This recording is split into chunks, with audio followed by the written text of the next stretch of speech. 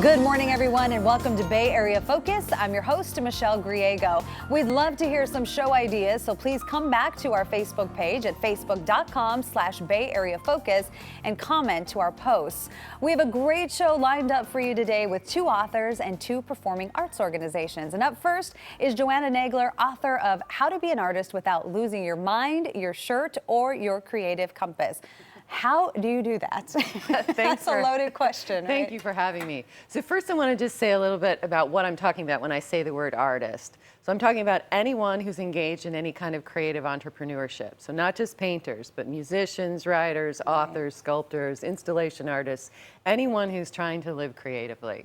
So my point in the book is that we've created this milieu in our culture of these two extremes. One is mega multi-million-dollar instant success, and the other is starving and struggling and putting ourselves in poverty, this iconic tortured artist idea.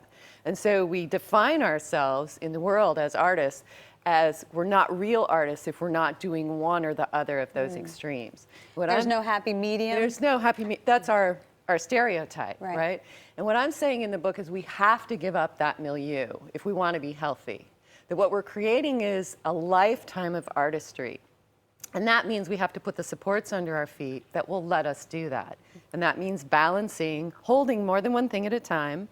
And it means balancing day job, money, relationships, family life, work ethics, motivation. And is that difficult when you have so much creativity going on in here? It is at the beginning, and that's what I'm saying in this book is that, this isn't going to happen instantaneously, but what we're looking to do is learn how to create the work ethic. So let me give you a really simple example of that. When I was writing my first book, I wrote 1 hour a day, 4 days a week by the timer. And I thought, oh, this isn't enough, and I'm not a real writer, and I had all that stuff going on in my little monkey mind here, right? Yeah. But I came to see that if I put in those hours over the course of a 6-month period, I would really get some real work done. So one of the points of the book is to under-expect, right? You think, okay, well, I can do 10 hours of writing a week. And I say, no, do 3.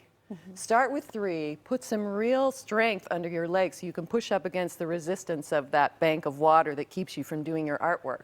Because that's the whole point of this. We want to be able to answer the call. Right? So I had a clergyman once who I said to him, I'm so sick of learning by pain, I could just throw up, right? And he said to me, well, stop doing that. Learn by intuition and grace. And I said, what are you talking about? And he said, answer your own calling. Your guidance is coming to you nonstop, and you're not willing to answer it until you hit the wall. Stop doing that. So how do we do that on a daily basis? Well, we have to learn to work what I call a time map. I use this tool where you can do it on a little napkin. You're looking for the hours that are not structured, and you're looking to put in those 3 hours, 2 hours, 5 hours, whatever it is you can do, so that you start to get your hands in your art, because that's where our satisfaction comes from. And I'd say another thing about that too, we need to start defining ourselves as artists. So I have a friend who says, I'm a potter, and I support myself by fixing cars. For me, I'm a writer, and I'm a painter, I'm an author, and I teach yoga to support myself. So flip the definition so that we get our soul in who we really are on the planet. Because you're still doing what you love, you're still creating, but you're also getting a paycheck. And we're creating with ambition. That's the definition I'm making in the book, too. Look at Pinterest, look at Etsy. There are millions of us creating with ambition. This is not a hobby we're talking about, right? We're creating with ambition.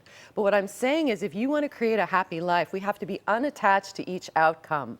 So that means that this idea that we can kickstart our career or we can do what we love and the money will follow, that's craziness. We can't control outcomes. We're in this for a lifetime. It's not going to click off when we're 65.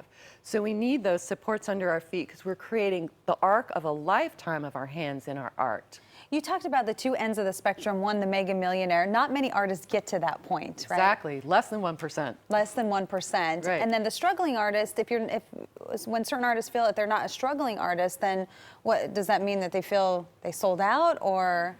That's what I'm saying in the book is we give that up, throw that out. Give that all up. Just give it up. Learn to live in a balanced way. And let me give you a little note about that too. When I lived in LA for more than a decade, and all of my friends were just like me. We all had day jobs. We were trying to make it in one art form or another. And then when I came back home here, I was in an artist group, and 4 out of the 5 of us women, 4 out of the 5 of us didn't have to have day jobs.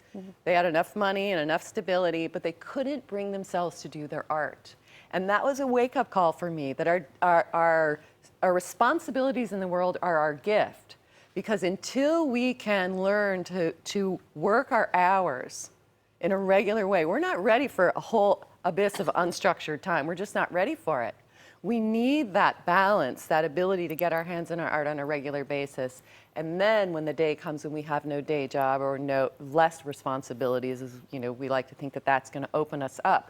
Well, not necessarily unless we learn the tools that are in this book. Okay, right? well, it sounds like a very helpful tool for any artist, and I think for any other person too, right? Yeah, and I like, my favorite quote about this is Cheryl Strayed, who wrote the book Wild. She says this great thing: we are here to build our own house. Oh, I love that. Yes, Beautiful thought. It is. It is a beautiful thought. All right, thanks so much for coming on the show. Thanks for having me, Michelle. And for more information about how to be an artist, log on to anartistrylife.com. That's anartistrylife.com. Coming up, an organization that provides art programs and live performances to the underserved community. We'll be right back.